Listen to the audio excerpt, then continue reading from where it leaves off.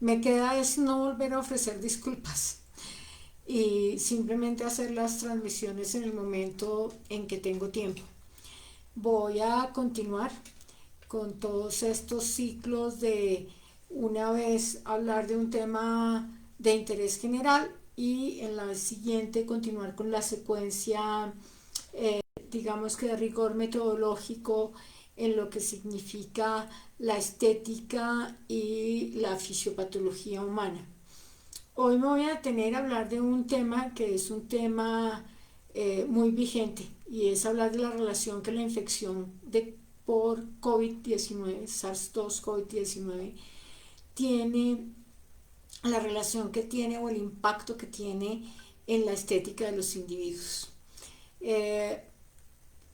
lo primero que tengo que decir es que la infección por el coronavirus SARS-2 COVID-19 es una infección que, aunque tiene una principal sintomática respiratoria, compromete los vasos capilares. El virus es un virus que se involucra de manera directa en el interior de las células del endotelio vascular y por ende obviamente el tejido más afectado son los capilares sanguíneos.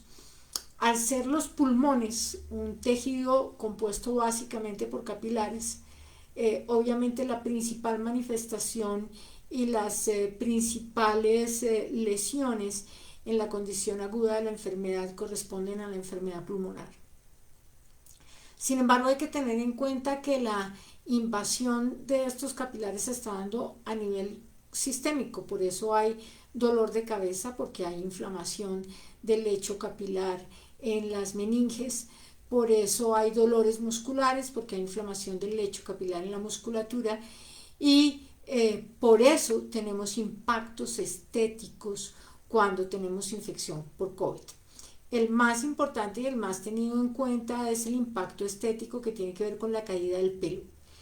La caída del pelo por lesión de los capilares que nutren el folículo piloso es un evento de impacto estético importante cuando enfrentamos la enfermedad y en la fase posterior, en el proceso de recuperación.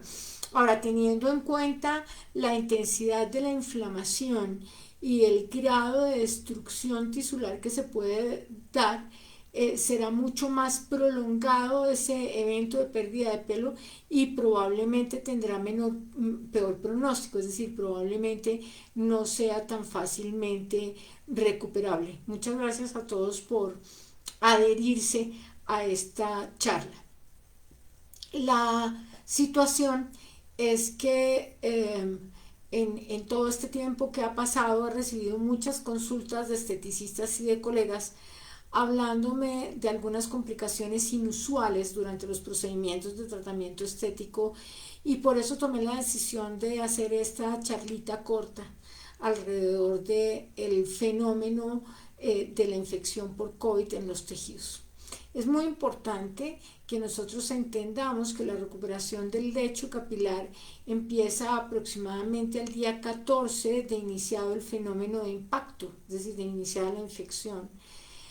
Cuando empieza la recuperación del tejido y cuando empieza todo el fenómeno de neoangiogénesis que caracteriza la reparación tisular. Entonces, considero que después, que antes del día 14 de la enfermedad no se debe hacer ninguna incursión en tratamientos estéticos, aun cuando el curso de la enfermedad haya sido un curso muy leve. Hay personas que tienen un curso muy leve, pero eso no obsta para que haya un daño en el lecho capilar. Recordemos que la piel, esto respecto de todo lo que tiene que ver con estética cutánea, la piel es un órgano que depende de los capilares de la membrana basal porque la piel no tiene circulación propia. En consecuencia, la piel y sus anexos van a sufrir muchísimo durante la infección y van a mostrar toda esa condición de sufrimiento después del proceso infeccioso. Recordemos también que la piel tiene un fenómeno de regeneración total que se está dando permanentemente, pero que es un ciclo con una duración aproximada de 56 días, lo que significa que antes de 2 meses de pasada la infección, no podemos hacer intervenciones en estética cutánea. Por otra parte, cuando el fenómeno inflamatorio es muy intenso con la infección grave y la persona tiene una tendencia que está genéticamente codificada a la pigmentación postinflamatoria, podemos encontrar un agravamiento de las manchas cutáneas después de la infección por COVID. Entonces, eso hay que preverlo cuando nuestros pacientes que están en tratamiento por pigmentaciones cutáneas desarrollan la enfermedad, o cuando nuestros pacientes que están en tratamiento de estética cutánea, ya sea con técnicas mínimamente invasivas o técnicas no invasivas que generan vasodilatación, tienen la infección como evento intercurrente durante el periodo de tratamiento, que eso puede sucederle a muchísimas personas. Entonces tenemos que estar preparados para el incremento de las pigmentaciones o la aparición de lesiones pigmentarias durante la infección y obviamente en la fase postinfecciosa. Así que se hace muchísimo más importante la fotoprotección. Pacientes con infección por COVID están utilizando, cuando son infecciones entre leve y moderadas, que pasan en la casa, que el paciente está utilizando con mucha más intensidad y más frecuencia todos estos elementos de comunicación con que contamos, que todos son emisores de luz azul y agravantes de las pigmentaciones. Entonces vale la pena insistirle a las personas que están cursando con la enfermedad en que sigan siendo muy cuidadosos y muy cotidianos y permanentes e incisivos con la fotoprotección para evitar las pigmentaciones cutáneas después de la enfermedad. El otro fenómeno que suele presentarse también son los dolores musculares dados por el daño de los capilares en la fibra muscular, y en mi concepto no debemos instar a los pacientes post-COVID a iniciar trabajo físico muy tempranamente. Yo pienso que la actividad física y la actividad de entrenamiento de un paciente post-COVID, si no es un deportista, debe esperar por lo menos 90 días a la desaparición total de los síntomas respiratorios o digestivos que eventualmente se hubieran presentado. Y en los pacientes que son deportistas, podríamos pensar entre 40 y 45 días después de la infección para poder empezar de nuevo el proceso de reentrenamiento. Este fenómeno muscular va a comprometer de manera directa el músculo, disminuyendo su masa muscular, aumentando el fenómeno inflamatorio, y de manera indirecta las fascias y otros elementos del tejido conectivo, lo que va a generar un incremento en las fases tempranas de la postinfección de la flacidez de los tejidos blandos después de la enfermedad infecciosa. Y en las mujeres es muy importante tener en cuenta que la celulitis se va a agravar, que las dilataciones de pequeños vasos de retorno vascular en los miembros inferiores va a ser mucho más evidente después del COVID, dado el fenómeno inflamatorio tisular que se presenta por el daño del endotelio capilar. Entonces, mi recomendación es que los tratamientos de celulitis y los tratamientos de patología vascular del retorno se hagan de una manera no enérgica. Nunca estaba de acuerdo con el uso de ninguna técnica manual durante las fases agudas de las infecciones virales, porque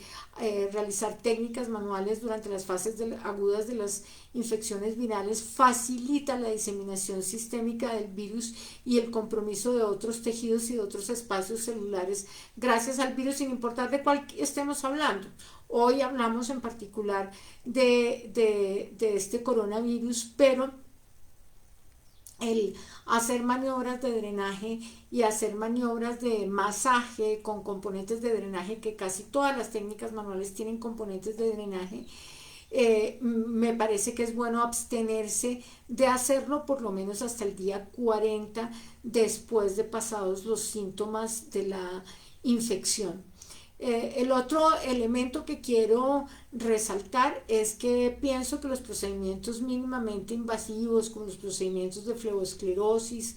como los procedimientos de mesoterapia para mejorar la estética cutánea o para mejorar la masa grasa corporal, deben estar contraindicados por lo menos en los primeros 60 días después de la infección. Así que interrogar a los pacientes que llegan a la consulta estética por primera vez sobre COVID y sobre la época en que hayan podido presentar la infección o si han sido sintomáticos alguna vez aunque no hayan sido diagnosticados es muy importante para tener la seguridad de no tener complicaciones. Las complicaciones en estética, por fortuna, no son complicaciones de gran importancia, pero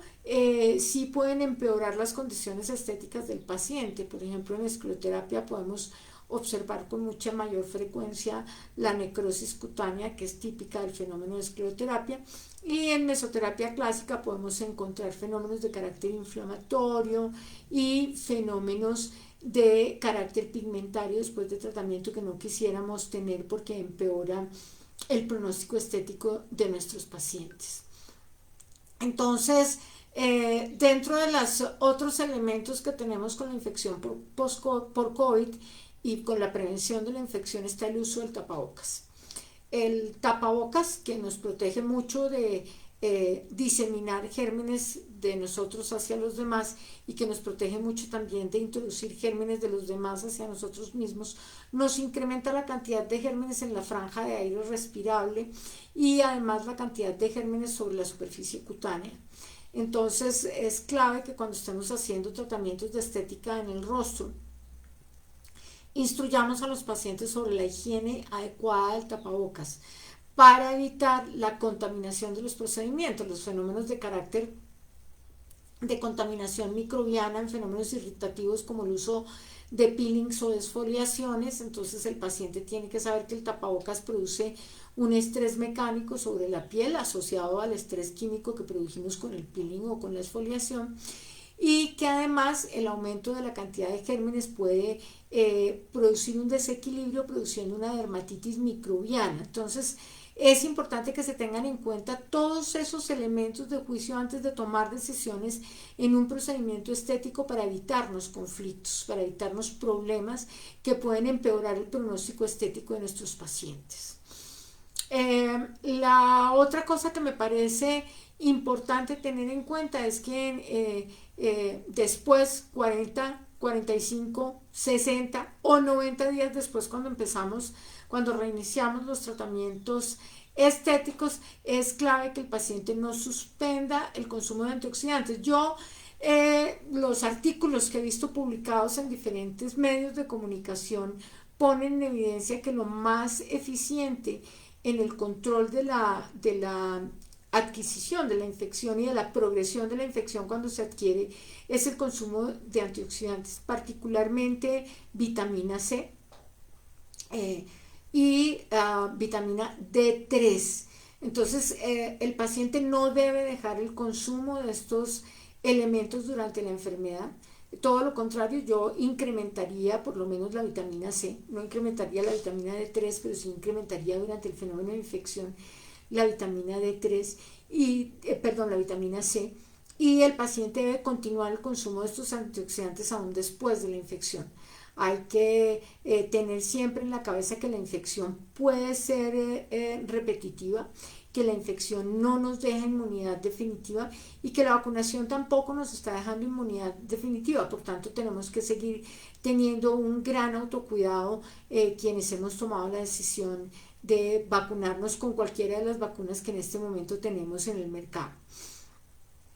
El consumo de los antioxidantes va a ser también preventivo del deterioro microvascular, particularmente la vitamina C juega un papel fundamental en la buena condición de salud funcional de las células del endotelio vascular. De hecho, por eso la asociamos en medicina interna al tratamiento de protección del lecho distal en el enfermo cardiovascular. Los enfermos coronarios tienen unos requerimientos aumentados de vitamina C porque tenemos que garantizar que ese corazón construya un lecho vascular distal que supla las obstrucciones que tienen en sus principales arterias coronarias. Entonces, el consumo de la vitamina C va a ayudarnos en muchas cosas, en la reparación tisular, en la mitigación de los fenómenos pigmentarios posinfecciosos, posinflamatorios y en la recuperación de los tejidos y en la buena funcionalidad de las fibras. Recordemos que la vitamina C juega un papel clave en la movilización del calcio en todos los espacios, tanto en el trabajo de las proteínas como sucede en la contracción y la relajación muscular. Si el calcio no se mueve, no tenemos fenómenos mecánicos químicos musculares, y para que el calcio se mueva se requiere la presencia de la vitamina C. También juega un papel importante en la movilización del calcio en los poros de la célula y de la membrana celular, y resulta que de esos movimientos del calcio depende la actividad de la famosa bomba de protones, que es la que garantiza la generación energética para que la célula pueda realizar todos los procesos metabólicos que caracterizan la vida. Entre esos, además, no solo la producción de fibras, sino la reproducción. Entonces, una enfermedad que es una enfermedad sistémica y que muchas veces no se tiene en cuenta las enfermedades virales respiratorias como elementos importantes y de relevancia o de impacto en la condición estética de los pacientes. En este caso sí tenemos que detenernos a pensar que la infección por COVID es una infección que va a irrumpir de una manera drástica e importante por un tiempo relativamente largo en lo que significa nuestro manejo de tratamiento estético de nuestros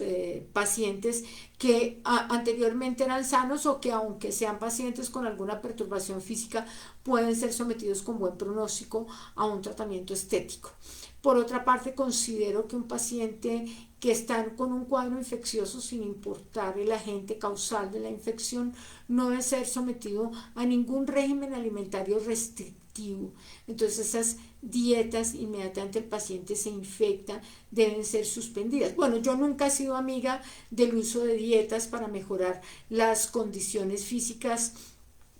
la condición de la morfología física de mis pacientes. Más bien he sido amiga de reeducar en alimentación y hacer una alimentación equilibrada y saludable.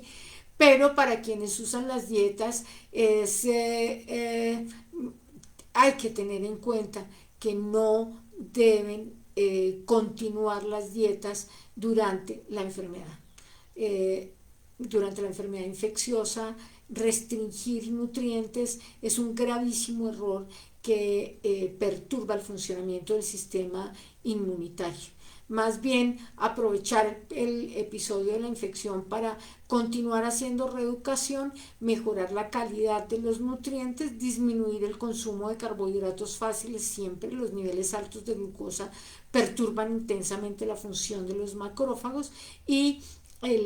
perturban el pH, que hace que se disminuya la actividad de las proteínas de algunas inmunoglobulinas, particularmente de aquellas que consumen complemento, porque la acidez de la matrix impide el desencadenamiento de la función de las proteínas del complemento, que son sumamente importantes en los mecanismos de defensa inmunitario, particularmente para infecciones bacterianas. Entonces, creo que esto era lo que quería resaltar hoy. Trabajar un paciente con COVID con procedimientos mínimamente invasivos es agregar una agresión al sistema microvascular que no debe llevarse a cabo y que puede causar efectos secundarios o efectos adversos que no son nada gratos de manejar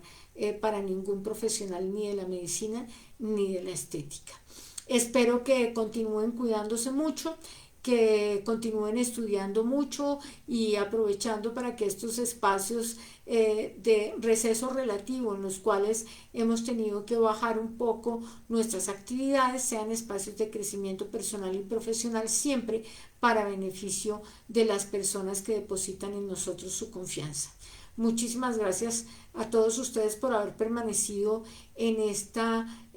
conversación en la mañana de hoy, y espero que podamos vernos con la mayor prontitud posible. Un abrazo a cada uno.